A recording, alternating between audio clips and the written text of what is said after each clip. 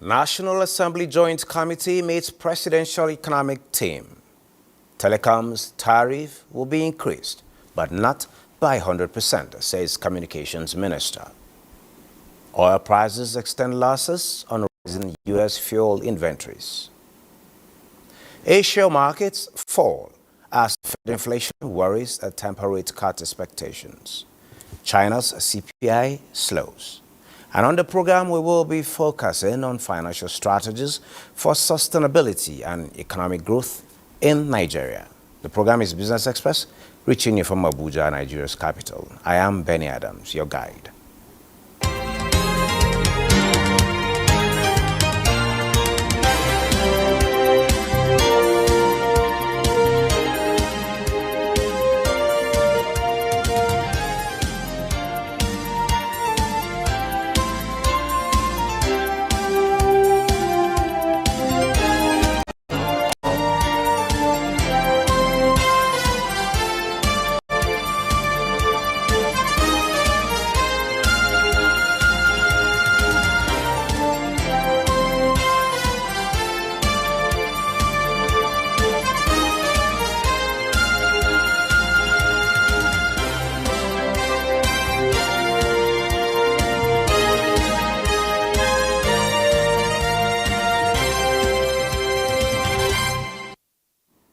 It's now time to talk business, and in case you have not met on this platform, this year is still a brand new year. I say Happy New Year. I'll start by telling you that the National Assembly Joint Committee on Appropriations wants the Presidential Economic Team to take urgent measures towards ensuring release of more funds for capital projects for improved impact on citizens. This came up at a meeting to review the performance of the 2024 budget as both sides continue engagement on the 49.7 trillion naira 2025 budget proposal. The Joint Committee observed that, as contained in the report submitted by the Minister of Finance, Wale Edun, the overall performance of 2024 budget stands at 43%, with recurrent achieving 100%, while capital was just at 25%. The Minister of Budget, Atiku Bagudu, explained that the huge expenditure on recurrent was channeled to fight insecurity and boost agricultural production and other economic activities. The National Assembly urged government to release more money for capital projects, advocating that the ratio for recurrent and capital should be 60 to 40 as against the current 80 to 20%. The Minister of Communications, Innovation and Digital Economy, Bosun Tijani, says telecoms tariff will be increased, but not by 100%. He said the telecommunications sector must establish proper regulations to ensure its growth. In recent times, telecoms sector operators have been mounting pressure on the regulators to raise tariffs to cap shrinking investment in the sector. On December 30, 2024, the Association of Licensed Telecommunications Operators of Nigeria warned of service shedding if tariffs remain unadjusted. Similarly, the Association of Telecommunications Companies of Nigeria urged the Nigerian Communications Commission to review call tariffs upwards by the first quarter of 2025. The mention of January oftentimes sends shivers down the spines of many people, even though as the first month of the year, many celebrate its dawn on New Year's Day. The fear of January, which is popularly referred to as the January fever, is here again. Clement Barikui, in this report, tries to unravel the mystery of the month considered to be the longest in every year and how many are coping with the fever that comes with it. The Gregorian calendar, which many countries of the world, including Nigeria, is using, provides 31, originally 30 days for every month except February, which has 28 or 29 days, depending on being a leap year or otherwise. January, like every other month of the year, has 31 days and comes after the world's most popular celebrations, Christmas and New Year. This first month of the year is mostly used by many to plan for other months, and some go the extra mile of making New Year resolutions. It is another January, a month that many are so scared of. In fact, some say January is 3 months in 1 month. But what is so special about January that some are so scared of? All my Januaries are always normal as other months, so I think it's a myth. I think it's something I prepared for, so maybe it's the mindset or no. So I don't actually believe in January fevers. I don't have it. I don't experience it for now, child. You know, the month is still fresh. I don't do all those traveling enjoyments. That's why. January fever, apart from being a myth, a professor of economics, Emmanuel Uwedeket, attributes it to lack of planning and budgeting. Those that are feeling the heat specifically are those that did not plan. Because there are things that give you notice, like your rent. You know when the contract is going to expire, you need to renew. You know when the school will resume. So you know what the fees will be. We have come to inherit that information in our minds that, oh, January is like this. January, oh, January, oh, January.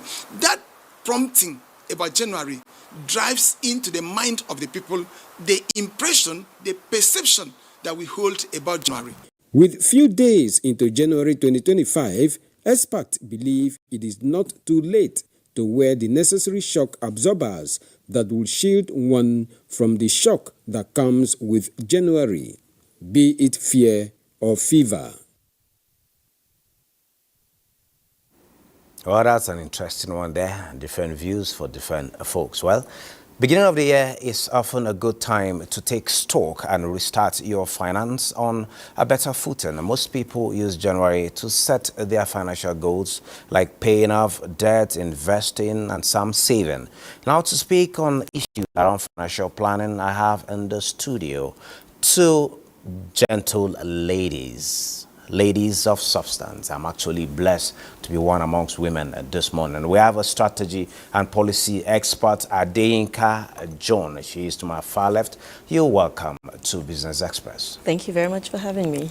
And I have a personal finance expert, Dr. Sarah Amana, to my right. You're welcome to Business Express. Thank you for having me this morning. Okay, great. So, Adeyinka, Ms. Adeyinka, we've had this conversation before now, I think towards the end of last year, how we should plan for the new year. Now we are in the new year. And from that report we just watched, we have different views. Some are talking about fever, January January being the longest month. And from the comments we've had, it's about planning. Adeyinka, now let's get to hear from you, from a specialist point of view. How should we be planning, not just as individuals, but as communities, as organizations, even as a country, particularly at this time? Okay, thank you very much. So you're very right to say that what experts have said is the fever comes from sometimes a failure to plan. And the new year gives us a chance and a privilege to start all over again and to start the planning process.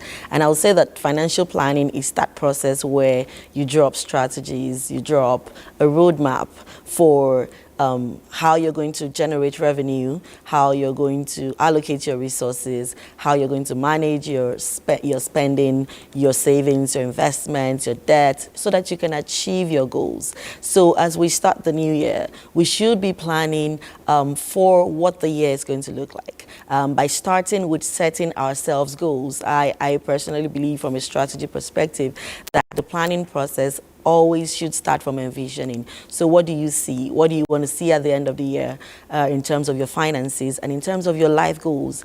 And that would make you to know how much you really need financially to be able to drive those goals. And from there, you then need to take a step back to say, based on what I currently have in place, based on my current maybe salary or business revenue, can I achieve this goal? And if there is a gap between what you project and what you need, and definitely there's usually a gap, then you need to put on your thinking hats to say, what else can I do? What else can I do to generate more funding? What additional investments do I need to go into? What additional business do I need to go into to be able to earn the resources that I need to power the dreams and the goals that I have for this year? Ms. Adeyinka, coming to you, I'm going to come back to you to give us some of those strategies explicitly what kind of investment, streams of income and all of that. But for now, Dr. Amana, as a personal finance expert, what should we be looking at? Dirty December has come and gone. Now we are in January. It's about reality. It is the beginning of the year. And it's a 12th calendar year, months in the year. What should we be planning as individuals, particularly at this time? Okay, so like Mrs. Adinka said, planning is all about taking stock, creating a roadmap to where you want to. It's the gap between where you are and where you intend to be. So when it comes to your personal finance, you're supposed to, it's personal. It's all about you. It's all about your economy. It's all about your life.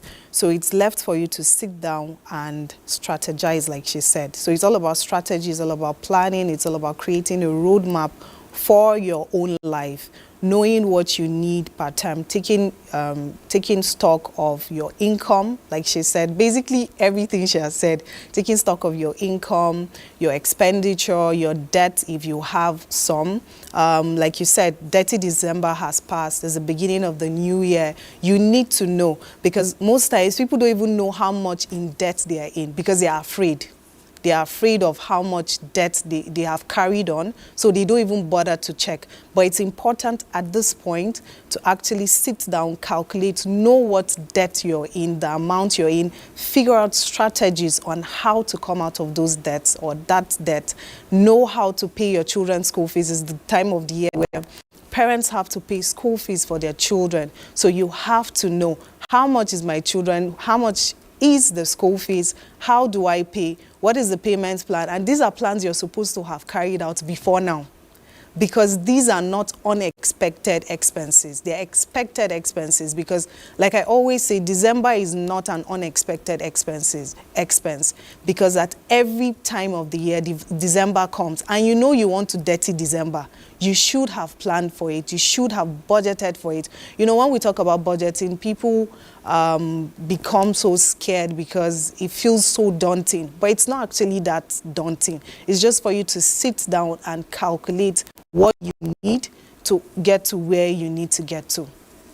Okay, Dr. Amana, still on you, from a personal perspective, from an individual perspective. Yes, we understand that before this time from last year, the federal government, particularly for civil servants, approved a minimum wage for not just the public service, but for the country as a whole. Yet you hear a whole lot of people out there say, this is not enough to take me home.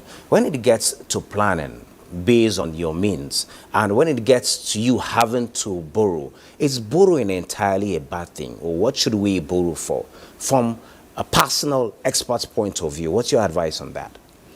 Okay, so the borrowing in itself is not bad, but where it becomes bad is where you're borrowing for consumption. And that's usually the difference between the rich and the poor.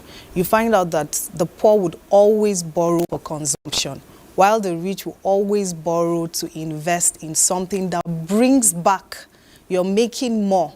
So when it comes to borrowing in itself, like I said, is not bad. But you need to know why you're borrowing, what you're borrowing for. Are you borrowing to eat for your stomach, or are you borrowing so that you can create wealth and generate wealth? So for civil servants that we have a minimum wage, the president has approved it and all that, but it's still not enough. What I always say, instead of jumping on the boat of borrowing, why not create an extra source of income for yourself? Like we always say in personal finance, there's a limit to how much you can, there's no limit to how much you can earn as an individual. There's no limit, there's no cap to how much you can earn. There's a limit to how much you can earn from the federal government, but you as an individual, there's no limit to how much you can earn. So what do you do in that case? You're either upskilling, or you're looking for extra source of income, or you're asking for a salary raise or something, but there's always a way. Instead of borrowing, especially when your needs are actually more than the money you have, because basically you're supposed to be able to, so that's where also budgeting comes in, because you're supposed to, from the earnings you have right now, it is almost impossible for you to budget with what you earn, especially as a civil servant. But budgeting helps you. It helps you keep a cap on your money. It helps you know what you're doing. It helps you know how much you're earning and where and what you're supposed to put your money in. So usually we say there's the 50-30-20 rule of budgeting, which helps you because, and then when you follow that rule, it helps you live below your means. So we're always saying live below your means. When you have that 3 buckets, the 50-30-20 rule, so you know that 50% of your income goes into that bucket of need. 30% goes into your wants and 20% into your savings and your investment. Once you're able to know that, you know that, okay, these monies that I'm getting, this is what I want to do with it, right? These are the buckets I'm supposed to put them in. But when it is not enough, you have to go a step further. Look for how to earn more. You could be a civil servant. You can decide from your savings. So it's important to also have savings and investment. People complain, they're like, what happens when I'm not earning enough and all that. But from no matter how little you're earning, you can always save. Saving is very, very important. So like you said, borrowing in itself is not bad. But you should know why you're borrowing. If you're borrowing to start a business, it's a completely different ball game altogether. Great. Let's hold your thoughts. Now, Mrs. Adeyinka, you've heard from Dr. Amana giving us the 3 buckets, 50, 30, 20. First of all, I want to know your opinion about borrowing and what we should borrow for, whether you're in agreement, Dr. Amana. And deep insight, what should also one put his money into, talking about investment, particularly at times such as this? Okay. I am aligned to say that outrightly borrowing is not exactly wrong. But what do you borrow for? Borrow, if you have to borrow to put that money in income-generating assets. And I would speak to some of the things that you can put your money in. But if you're borrowing to fund a lifestyle, then that is actually a no-no. But somebody might be asking, but I'm already in debt, I've already borrowed for Dirty December, or borrowed for this, how do I get out of it? Part of your financial planning for this year should be how to liquidate or to pay off that borrowing as quickly as you can. And if you're creating a budget, you need to create a line for an early liquidation. So an extra 5K, an extra 10K to pay back quickly. Because the interest that keeps accumulating on that is like lost money that you can never recover. All right, so in terms of borrowing, yes, but borrow. And this year, decide not to borrow for spending or to fund a lifestyle. One of the issues that people have is what we call lifestyle inflation. So maybe you earn a windfall income or you get a pay rise. Maybe they've implemented the minimum wage in your office, and then you're earning a little more, and because of that you step up your spending, you step up your appetites, you know, your taste increases. But that is not that you don't have a right to increase your spending just because you have a pay rise. You only earn that right when you have put in that excess. So what I do, assume that this income did not come and put it into some investment. And when you start to earn returns on that investment, then you can fund some increment in your lifestyle. So talking about what people can put their money in, investment opportunities, I would say that the economy grew last year despite how turbulent the year was. Sure. So, and this year we're expecting better growth. We're expecting that many of the policies that have been put in place would start to kick in. Also with a 47.9 trillion budget. That is huge. That is the biggest. Not to slow your thoughts at this time. Give us just in a minute investment opportunities. Exactly. And more like some sort of advice. Exactly. So I was going right there. So first, if you're not yet an habitual investor, one of the things you can put your money in safe, you know, is portfolio investment. So FGN bonds, very safe, and interest rates, because of the rates that are high now, you can earn more returns. FGN bonds money market instruments, money market funds. So this is you just saying, okay, I want to be safe. You can be sure that you're going to earn returns that are at least above a single digits from those things, and there's a lot of money instruments right there. If you can do more, I would say real estate is something to also invest in. And somebody might say, oh, I need a lot of money for that, but there are different opportunities in real estate as well. So shortlet apartments is really gaining a lot of popularity now, and those are things that you can invest in and expect to get very good returns. Thank you, Adeyinka John. I can see Dr. Amana was nodding her head while you were mentioning all of those investment opportunities. Any more on the list? Can you add some more on the list for us at this time? Okay, so you can also, like she said, real estate, but you can do real estate investment trust. With real estate investment trust is a pool of funds that go into commercial properties and the likes of them. You can go into that. If you're looking at long-term, build wealth, especially keen about people who have families and are trying to raise a family. You're looking at long-term, you can go into stocks with as little as, in Nigeria, with as little as 50 naira, 20 naira, 100 naira, some stocks go for as low as that. You can go into that. Like she also mentioned, bonds, but it's also important at this point to mention that you should be able to know your risk appetite, because it's important. That's what will inform your decision on the kind of investment you're going into at this point in time. Know your risk appetite, know your age matters when it comes to investing. Know your time horizon. What's the timeline you're looking at for this investment? If you're looking at short-term investments, you can go into bonds and the rest of them. Thank you. Thank you so very much. You've heard it all from the experts. Invest, invest, invest. But while investing, you have to consider your risk appetite as well as your investment appetite. Create a balance, but make sure that you save to invest. Don't fund a lifestyle. Adeyinka John, thank you very much for sharing your thoughts with us at this particular point in time. And Dr. Amana, thank you so much. We're going to be having this conversation as the days go by. Thank you. Now, recently, Nigeria's onions industry grapples with an unprecedented crisis, with farmers incurring massive losses running into billions of naira due to what experts blame on planting of adulterated seeds smuggled into the country by some fraudulent individuals. In a tale of shattered dreams, farmers are stakeholders in the onion value chain. Instead of thinking of bumper harvest, now they're thinking of reeling from financial ruins, threatened by livelihoods, demanding urgent action from government to save the onion subsector from imminent collapse.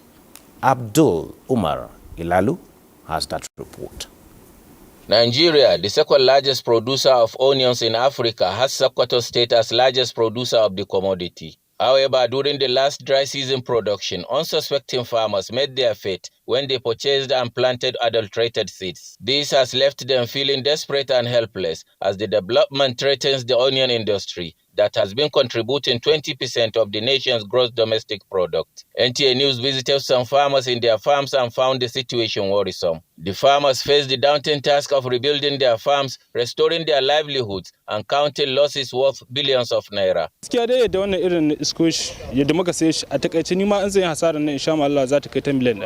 At the popular Kara market in Sokoto metropolis, affected onion farmers wore long faces as they rushed to sell their poor yields at a loss. They urgently appealed for government's intervention.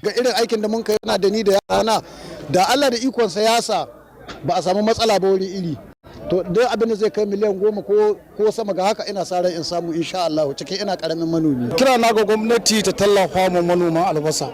Experts warn that the crisis extends beyond Sokoto State, as onions from the region are highly sought after across Nigeria and West Africa. The price of onions has skyrocketed, with a bag selling for between 170,000 naira and 220,000 naira, depending on its quality.